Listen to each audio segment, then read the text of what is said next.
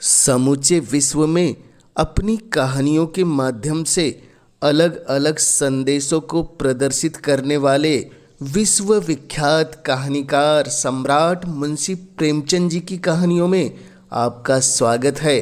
तो लीजिए, आज हम एक ऐसी कहानी सुनते हैं जिसने मुंशी प्रेमचंद जी की कलम को और भी उत्कृष्ट बना दिया था। जी हाँ, उस कहानी का नाम है कामना तरु। तो लीजिए, प्रस्तुत होने जा रही है अब आपके समक्ष कहानी कामना तरु।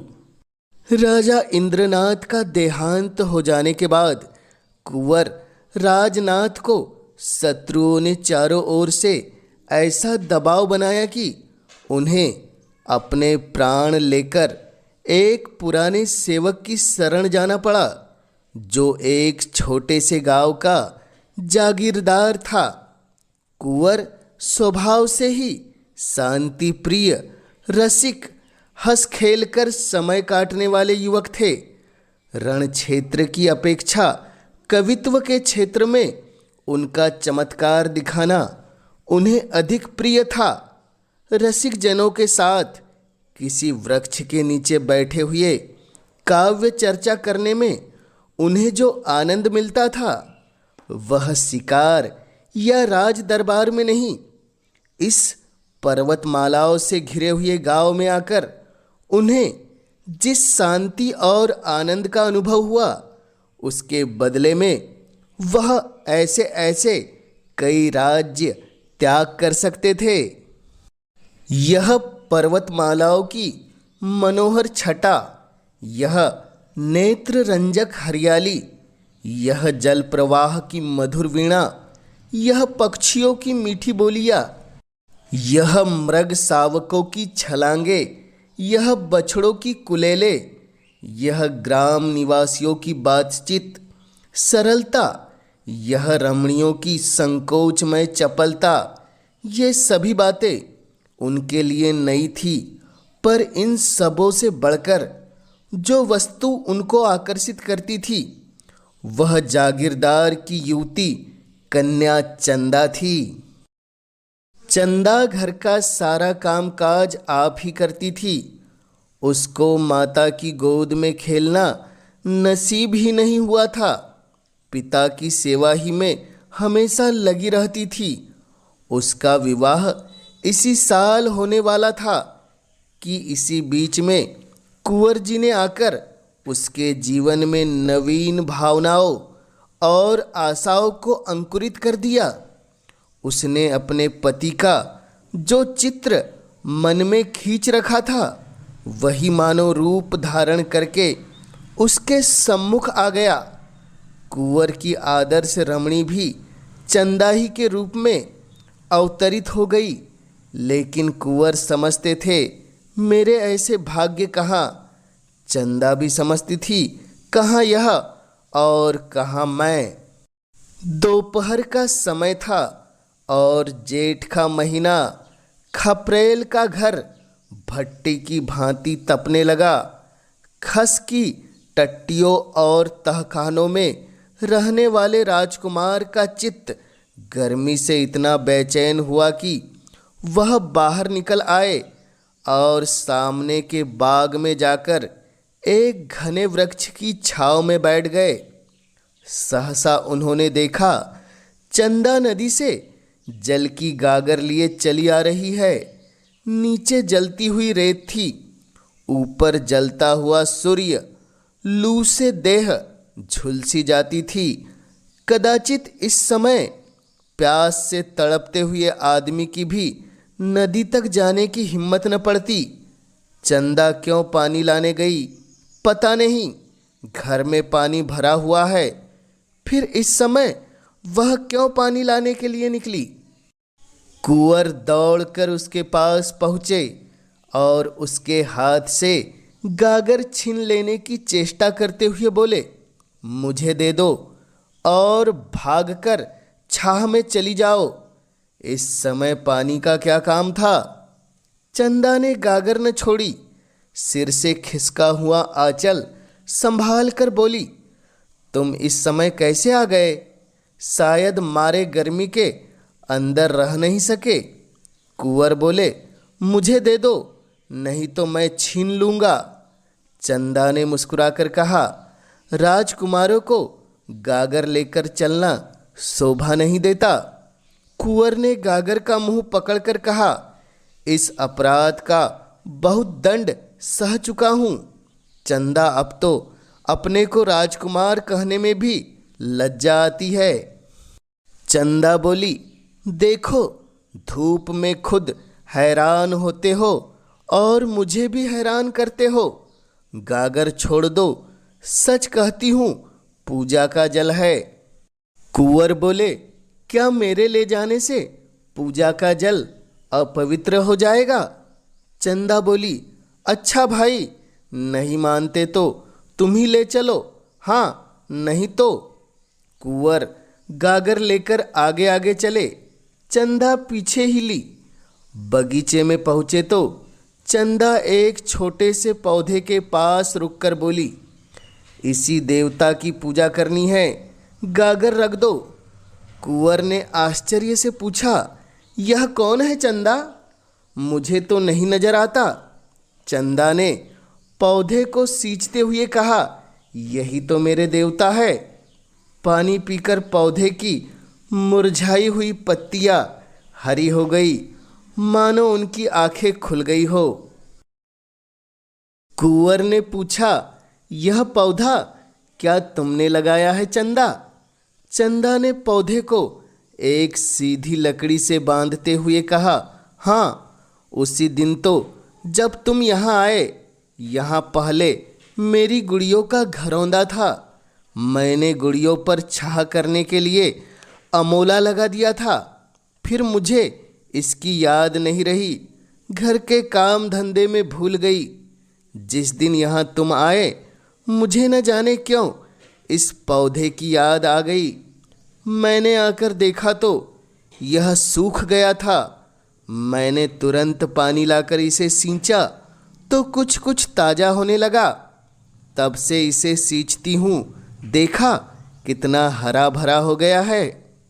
यह कहते कहते उसने सिर उठाकर कुंवर की ओर ताकते हुए कहा, और सब काम भूल जाऊं, पर इस पौधे को पानी देना नहीं भूलती। तुम ही इसके प्राणदाता हो, तुम ही ने आकर इसे जिला दिया, नहीं तो बेचारा सूख गया होता।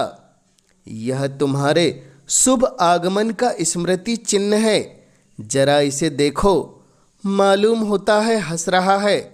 मुझे तो ऐसा जान पड़ता है कि यह मुझसे बोलता है। सच कहती हूँ, कभी यह रोता है, कभी हंसता है, कभी रूठता है। आज तुम्हारा लाया हुआ पानी पाकर यह फूला नहीं समाता, एक एक पत्ता तुम्हें धन्यवाद दे रहा है। कुंवर को ऐसा जान पड़ा मानो वह पौधा कोई नन्हा सा क्रीड़ाशील बालक है। जैसे चुंबन से प्रसन्न होकर बालक गोद में चढ़ने के लिए दोनों हाथ फैला देता है, उसी भांति यह पौधा भी हाथ फैलाए जान पड़ा। उसके एक एक अणु में चंदा का प्रेम झलक रहा था। चंदा के घर में खेती के सभी औजार थे।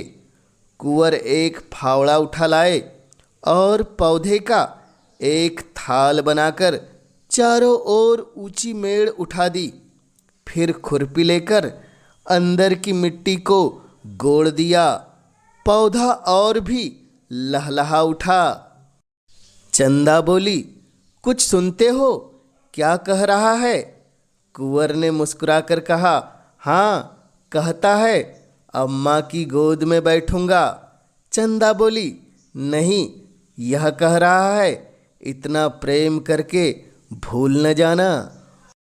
मगर कुंवर को अभी राजपुत्र होने का दंड भोगना बाकी था। शत्रुओं को न जाने कैसे उनकी टोह मिल गई। इधर तो हित चिंतकों के आग्रह से विवश होकर बूढ़ा कुबेर सिंह चंदा और कुंवर के विवाह की तैयारियां कर रहा था।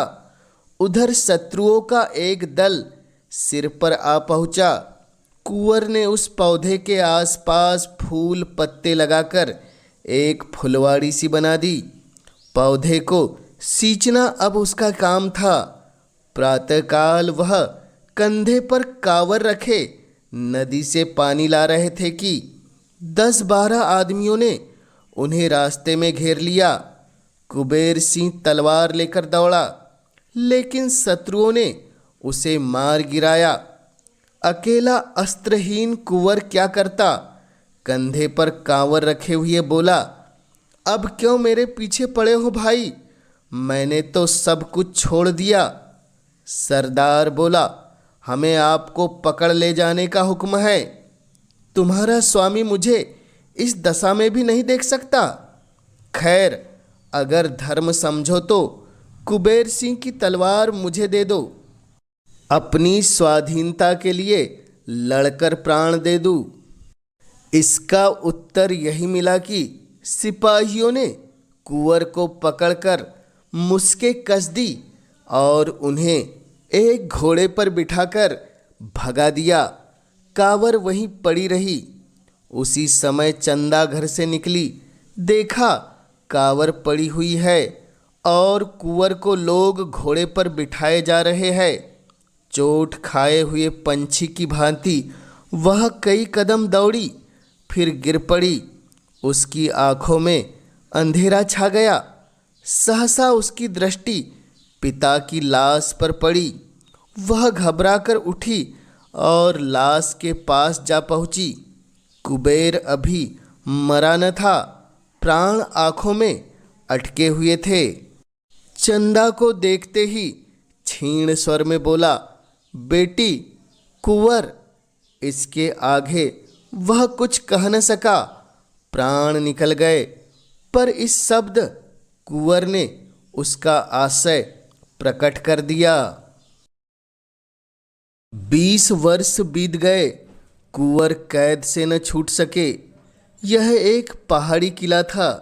जहाँ तक निगाह जाती पहाड़ियाँ ही नजर आती। किले में उन्हें कोई कष्ट न था। नौकर चाकर, भोजन, वस्त्र, सैर शिकार, किसी बात की कमी न थी। पर उस वियोग अग्नि को कौन शांत करता जो नित्य कुंवर के हृदय में जला करती थी। जीवन में अब उनके कोई आशा न थी, कोई प्रकाश न था। अगर कोई इच्छा थी तो यही कि एक बार उस प्रेम तीर्थ की यात्रा कर ले, जहाँ उन्हें वह सब कुछ मिला जो मनुष्य को मिल सकता है। हाँ, उनके मन में एकमात्र यही अभिलाषा थी कि उन पवित्र स्मृतियों से रंजित भूमि के दर्शन करके जीवन का उसी नदी के तट पर अंत कर दे। वही नदी का किनारा, वही वृक्षों का कुंज, वही चंदा का छोटा सा सुंदर घर उसकी आंखों में फिरा करता। और वह पौधा जिसे उन दोनों ने मिलकर सींचा था, उसमें तो मानो उनके प्राण ही बसते थे। क्या वह दिन भी आएगा जब वह उस पौधों को हरी हरी पत्तियों से लदा हुआ देखेगा? कौन जाने वह अब है भी या सूख गया? कौन अब उसको सींचता होगा? चंदा इतने दिनों अविवाहित थोड़े ही बैठी होगी? ऐसा संभव भी तो नहीं। उसे अब मेरी सुध भी न होगी। हाँ, शायद कभी अपने घर की याद खींच लाती हो तो पौधे को देखकर उसे मेरी याद आ जाती होगी। मुझ जैसे अभागे के लिए इससे अधिक वह और कर ही क्या सकती है? उस भूमि को एक बार देखने के लिए वह अपना जीवन दे सकता था, पर यह अभिलाषा पूरी न होती थी। आह, एक युग बीत गया। शोक और नैराश्य ने उठती जवानी को कुचल दिया। न आँखों में ज्योति रही, न पैरों में शक्ति। जीवन क्या था? एक दुखदाई स्वप्न था। उस सघन अंधकार में उसे कुछ न सूझता था। बस जीवन का आधार एक अभिलाषा थी, एक सुखद स्वप्न था जो जीवन में न जाने कब उसने देखा था। एक बार फिर वही स्वप्न देखना चाहता था, फिर उसकी अभिलाषाओं का अंत हो जाएगा। उसे कोई इच्छा न रहेगी। सारा अनंत भविष्य, सारी अनंत चिंताएं इसी एक स्वप्न में लीन हो जाती थी। उसके रक्षकों को अब उनकी ओर से कोई शंका न थी। उन्हें उस पर दया आती थी। रात को पहरे पर कोई एक आदमी रह जाता था और लोग मीठी नींद सोते थे। कुंवर भाग सकते हैं, इसकी कोई संभावना, कोई शंका नहीं थी। यहाँ तक कि एक दिन यह सिपाही भी निशंस होकर बंदूक लिए लेटा रहा। निंद्रा किसी हिंसक पशु की भांति ताक लगाए बैठी थी। लेटते ही टूट पड़ी। कुंवर ने सिपाही की नाक की आवाज़ सुनी। उनका हृदय बड़े वेग से उछलने लगा। यह अवसर आज कितने दिनों के बाद मिला था। वह उठे, मगर पांव थर थर काँप रहे थे। बरामदे के नीचे उतरने का साहस न हो सका। कहीं इसकी नींद खुल गई तो हिंसा उनकी सहायता कर सकती थी।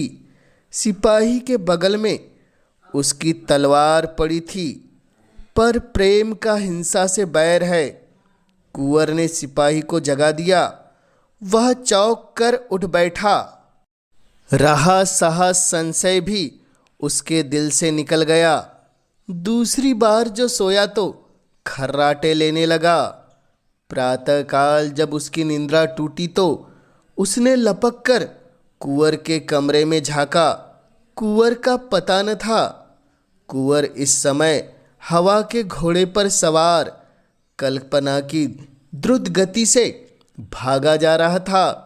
उस स्थान को जहां उसने सुख स्वप्न देखा था। किले में चारों ओर तलाश हुई। नायक ने सवार दौड़ाए, पर कहीं पता न चला। पहाड़ी रास्तों का काटना कठिन, उस पर अज्ञातवास की कैद, मृत्यु के दूत पीछे लगे हुए जिनसे बचना मुश्किल। कुंवर को कामना तीर्थ में महीनों लग गए। जब यात्रा पूरी हुई तो कुंवर में एक कामना के सिवा और कुछ शेष न था। दिन भर की कठिन यात्रा के बाद जब वह उस स्थान पर पहुँचे तो संध्या हो गई थी। वहाँ बस्ती का नाम भी न था। दो चार टूटे फूटे झोपड़े उस बस्ती के चिन्ह स्वरूप शेष रह गए थे। वह झोपड़ा जिसमें कभी प्रेम का प्रकाश था, जिसके नीचे उन्होंने जीवन के सुखमय दिन काटे थे, जो उनकी कामनाओं का आगार और उपासना का मंदिर था, अब उनकी अभिलाषाओं की भांति भग्न हो गया था। झोपड़े की भग्न अवस्था मुख भाषा में अपनी करुण कथा सुना रही थी। कुंवर उसे देखते ही चंदा चंदा पुकारते हुए दौड़े। उन्होंने उस रज को माथे पर मला, मानो किसी देवता की विभूति हो, और उसकी टूटी हुई दीवारों से चिमटकर बड़ी देर तक रोते रहे। हाय रे अभिलाषा! वह रोते ही उनके लिए इतनी दूर आए थे। रोने की अभिलाषा इतने दिनों से उन्हें विकल कर रही थी, पर इस रुंदन में कितना स्वर्गीय आनंद था। क्या समस्त संसार का सुख इन आंसुओं की तुलना कर सकता था? तब वह झोपड़े से निकले। सामने मैदान में एक वृक्ष हरे हरे नवीन पल्लवों को गोद में लिए मानो उनका स्वागत करने खड़ा था। यह वह पौधा है जिसे आज से 20 वर्ष पहले दोनों ने आरोपित किया था। कुंवर उन्मत्त की भांति दौड़े और जाकर उस वृक्ष से लिपट गए। मानो कोई पिता अपने मातृहीन पुत्र को छाती से लगाए हुए हो। यह उसी प्रेम की निशानी है, उसी अक्षय प्रेम की, जो इतने दिनों के बाद आज इतना विशाल हो गया है। कुंवर का हृदय ऐसा हो उठा मानो इस वृक्ष को अपने अंदर रख लेगा, जिसमें उसे हवा का झोंका भी न लगे। उसके एक एक पल्लव पर चंदा की स्मृति बैठी हुई थी। पक्षियों का इतना रम्य संगीत क्या कभी उन्होंने सुना था? उनके हाथों में दम न था। सारी देह भूख, प्यास और थकान से शिथिल हो गई थी, पर वह उस वृक्ष पर चढ़ गया। इतनी फुर्ती से चढ़े कि बंदर भी न चढ़ता। सबसे ऊंची फुनगी पर बैठकर उन्होंने चारों ओर गर्वपूर्ण दृष्टि डाली। यही उनकी कामनाओं का स्वर्ग था। सारा दृश्य चंदामय हो गया। दूर की नीली पर्वत श्रेणियों पर चंदा बैठी गा रही थी। आकाश में तैरने वाली लालिमाई नौकाओं पर चंदा ही उन्हें उड़ा ले जाती थी। सूर्य की श्वेत पित्त प्रकाश की रेखाओं पर चंदा ही बैठी हंस रही थी। कुंवर के मन में आया, पक्षी होता तो इन्हीं डालियों पर बैठा हुआ जीवन के दिन पूरे करता। अब अंधेरा हो गया तो कुंवर नीचे उतरे और उसी वृक्ष के नीचे थोड़ी सौ भूमि झाड़कर पत्तियों की सैया बनाई और लेटे। यही उनके जीवन का स्वर्ण स्वप्न था। आह, यही वैराग्य! अब वह इस वृक्ष की शरण छोड़कर कहीं नहीं जाएंगे। दिल्ली के तख्त के लिए भी वह इस आश्रय को न छोड़ेंगे। उसी स्निग्ध अमल चांदनी में सहसा एक पक्षी आकर उस वृक्ष पर बैठा और दर्द में डूबे हुए स्वरों में गाने लगा। ऐसा जान पड़ा मानो वह वृक्ष सिर धुन रहा है। वह नीरव रात्रि उस वेदनामय संगीत से हिल उठी। कुंवर का हृदय इस तरह ऐंठने लगा मानो वह फट जाएगा।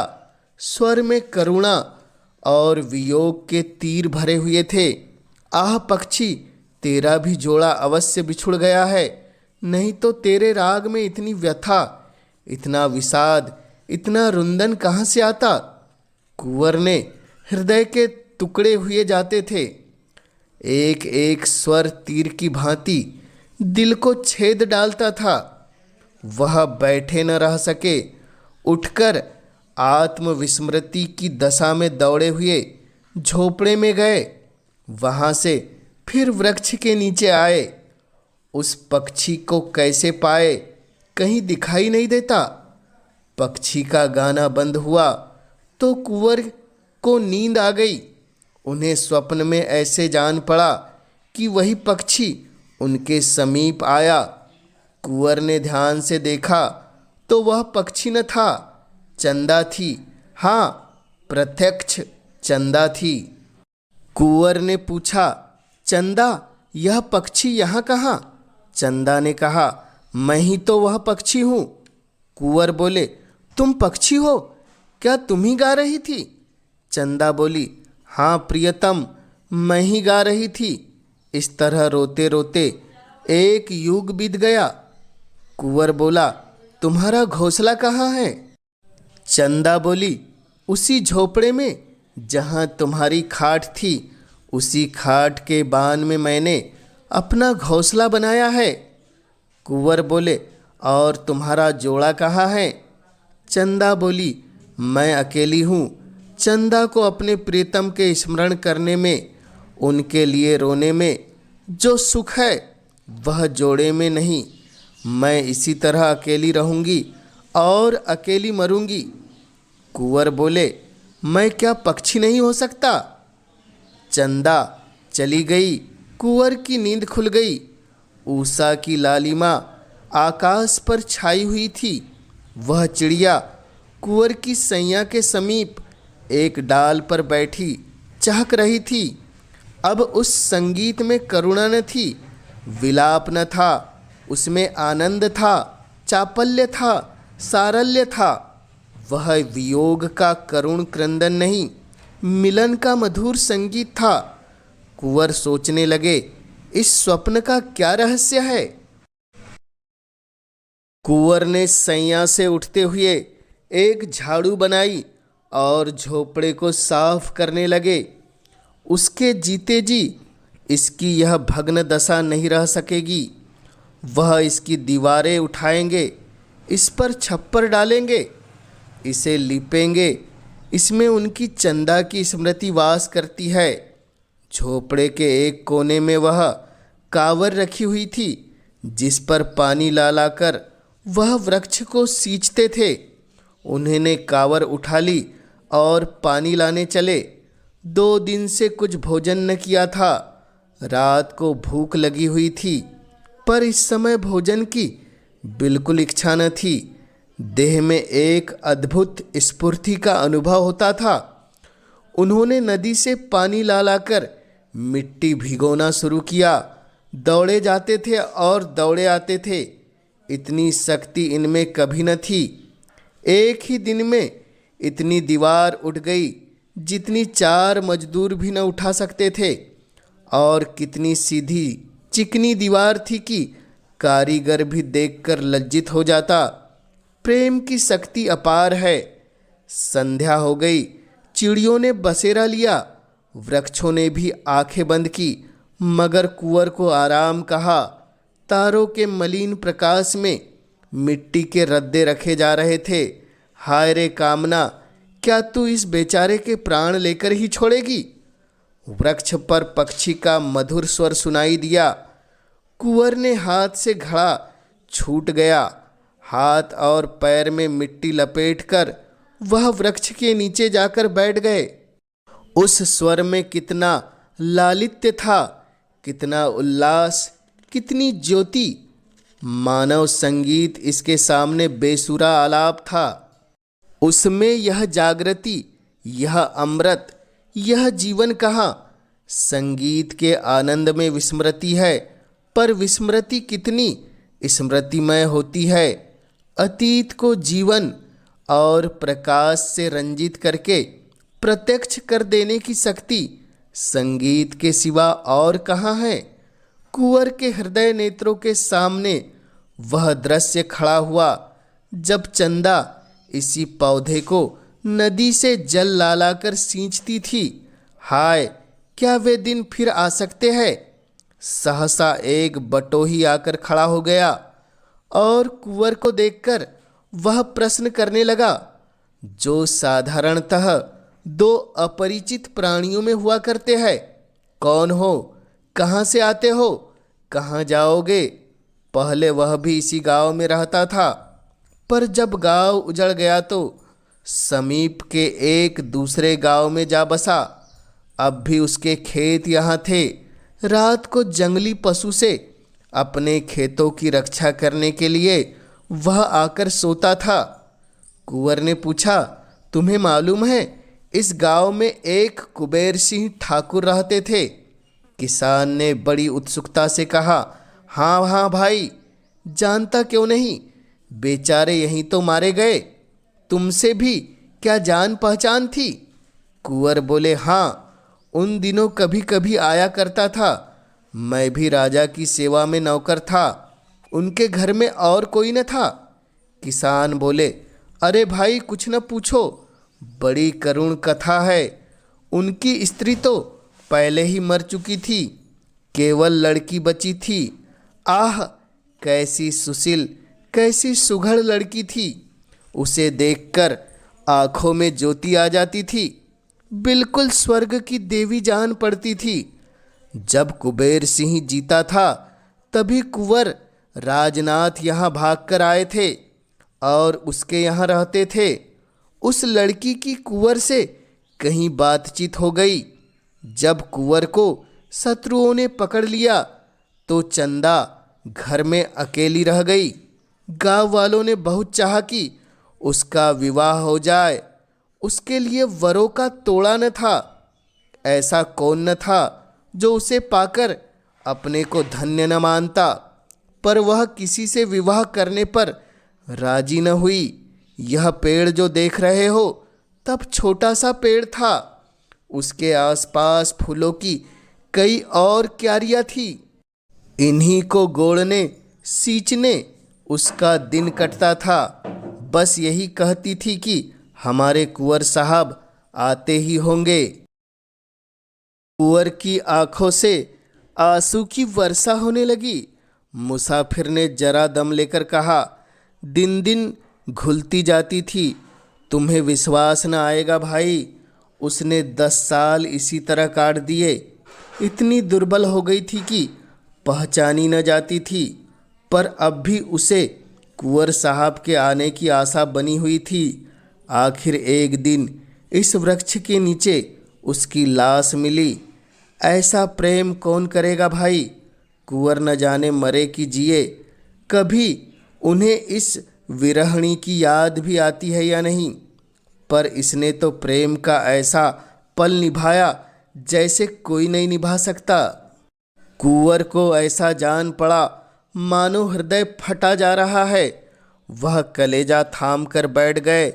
मुसाफिर के हाथ में एक सुलगता हुआ उपला था। उसने चिलम भरी और 2-4 दम लगाकर बोला, उसके मरने के बाद यह घर गिर गया। गांव पहले ही उजड़ा था, अब तो और भी सुनसान हो गया। 2-4 आदमी यहाँ आ बैठते थे, अब तो चिड़ियों का पूत भी यहाँ नहीं आता। उसके मरने के कई महीने के बाद यही चिड़िया इस पेड़ पर बोलती हुई सुनाई दी। तब से बराबर इसे यहाँ बोलते सुनता हूँ। रात को सभी चिड़िया सो जाती है, पर यह रात भर बोलती रहती है। इसका जोड़ा कभी दिखाई नहीं दिया, बस फुट्टैल है। दिन भर उसी झोपड़े में पड़ी रहती है, रात को इस पेड़ पर आकर बैठती है।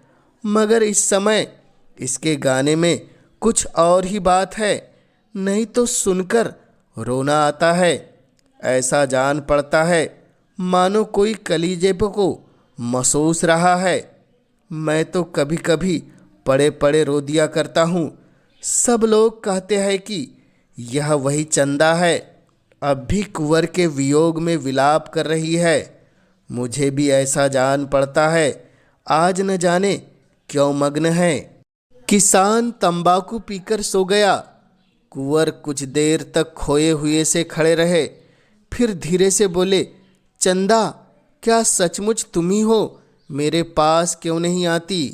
एक क्षण में चिड़िया आकर उनके हाथ पर बैठ गई। चंद्रमा के प्रकाश में कुंवर ने चिड़िया को देखा। ऐसा जान पड़ा मानो उसकी आंखें खुल गई हो, मानो आंखों के सामने से कोई आवरण हट गया हो। पक्षी के रूप में भी चंदा की मुख आकृति अंकित थी। दूसरे दिन किसान सोकर उठा तो कुंवर की लाश पड़ी हुई थी। कुंवर अब नहीं है, किंतु उनके झोपड़े की दीवारें बन गई है। ऊपर फूस का नया छप्पर पड़ गया है और झोपड़े के द्वार पर फूलों की कई क्यारियां लगी है। गांव के किसान इससे अधिक और क्या कर सकते थे? उस झोपड़े में अब पक्षियों के एक जोड़े ने अपना घोंसला बनाया है। दोनों साथ साथ दाने चारे की खोज किया करते हैं। रात को दोनों उसी वृक्ष की डाल पर बैठे दिखाई देते हैं। उनका सुरम्य संगीत रात की नीरवता में दूर तक सुनाई देता है। वन के जीव जंतु वह स्वर्गीय गान सुनकर मुग्ध हो जाते हैं। यह पक्षियों का जोड़ा कुंवर और चंदा का जोड़ा है, इसमें किसी को संदेह नहीं है। एक बार एक व्याध ने इन पक्षियों को फांसना चाहा, पर गांव वालों ने उसे मार मार कर भगा दिया। तो यह थी मुंशी प्रेमचंद जी की सुप्रसिद्ध प्रेम कहानी कामना तरु। आपको कैसी लगी हमें कमेंट्स के माध्यम से ज़रूर बतलाएं। और इस चैनल पर पहली बार आए हैं तो आपसे पुरजोर आग्रह है कि इस चैनल को ज़रूर सब्सक्राइब कर दे ताकि आप तक ऐसी कहानियाँ, ऐसे किस्से और ऐसे रोचक तथ्य हमेशा सबसे पहले पहुंच सके। चैनल में इस कहानी के माध्यम से जुड़े रहने के लिए आपका पूरे दिल से धन्यवाद।